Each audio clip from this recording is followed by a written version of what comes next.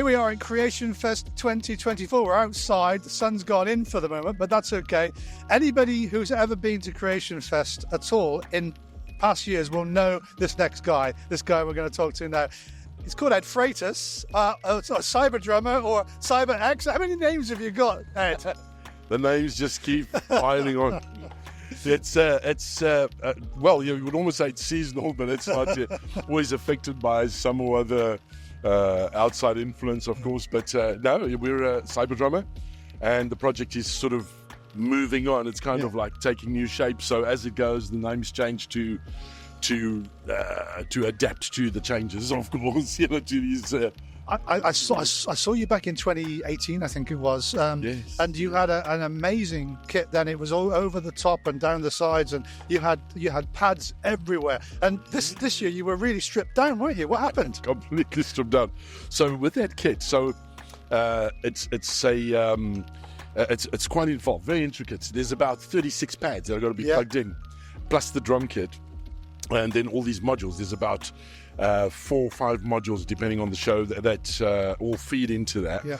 And what we had was an issue with timing, with getting on stage and off stage. Usually we'll be on a riser, and the riser will then shift. We can sometimes put it mechanically on the riser, and we can turn me on stage, but we didn't have that facility this year. And to get on and off in a 15-minute turnaround becomes quite challenging. It's all very so technical. We came with a little, just a jam. So well, what I saw you do last night in the open air in front of all those people was you built up layer upon layer. You used keyboard sounds, you used vocals, you used various shaker devices and percussion devices, and then you played drums over the. That's really complicated, but it comes together so well. How long do you take to put that together? Yeah, well, yesterday's was very improvisational, but when I'm doing it in a sort of more controlled environment, that I'm going to play my own stuff. It's like any songwriting process where you create different different scenes for the different instruments that you're going to be playing. I'm a bit of a multi-instrumentalist, so I'll work a little bit in something with guitar, and I'll see, the drums can do this to that. Being a drummer, of course, you think, and then it will change the actions or anything that I've put together on the guitar. So everything you played last night, that was all samples? So last night was actually live made. I made them off stage as a backup in case there was any wind noise and things coming through the microphone. So I made some of them off stage, but everything you heard last night was actually live, apart from like the synth stuff, that I just brought in, which I, as I said, did off stage. I like to keep things live as much as possible and adapt to what is up in front of the in front of me, in front of the stage. So for example, if I see the crowd, I'm playing a song, I'll play, say, one of my tracks where I see people are reacting and having a great time and we're getting a chorus out.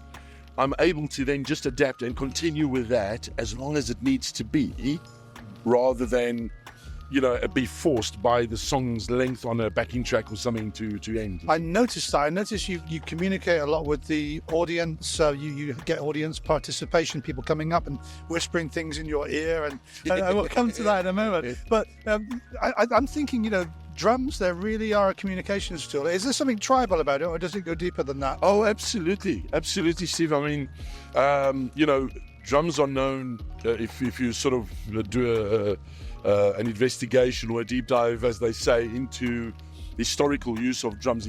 In Africa, for example, West Africa, even where I come from originally in South Africa, they were used as communication instruments because they're so powerful and loud. They can travel long distances. So one of the elements that they used was for communicating over distance, over ravines, and where there's water, obviously sound travels, so they can communicate. So there is that thing, but it is also a primal thing. It's something that I think is in all our nature. When you're born with your heartbeat, the rhythm is already a part of your daily construct. Brushing your teeth is rhythmic. You're speaking, walking, your movement, all rhythmic. All rhythmic. And so if you sort of tie that in together, to something very physical and practical. It's actually not very distanced from that. Everything is happening rhythmically. It's built that way, Yeah. So I find it's quite easy to build on that. And the whispering you're talking about is I was asking people, for example, give me a pattern in your head, anything. A mnemonic, your name. What is your name? My name's Ed Freitas, for example, so I can play a little rhythm like Ed Freitas, or Ed Freitas, Ed Freitas. And I can create, using that mnemonic, something that I can then put into a pattern or into a rhythm. Yeah, I was going to ask you about that, because there were all sorts of patterns coming out that people were saying. Well, what was the long one about the dog? It was, I did a samba reggae workshop years gone by, and one of these members of public that were in the crowd, they had been to that, and it's something that I do, which is, have you got a dog? Great big dog, which is ba ba ba ba bum bum bum bum, which fits into the samba reggae pattern, and it's and he mentioned that, so so I obviously put it to a cowbell, and we added it to the lead. Yeah, I noticed the cowbell, and you had a wood block there, you had shakers, you had all sorts of... It was a bag of goodies. It's fascinating the way you communicate with the drums, and your own journey to faith. Does that weave into this? Oh, absolutely. I mean, as a musician, obviously. You're looking for creative outlets all the time. I mean, that's.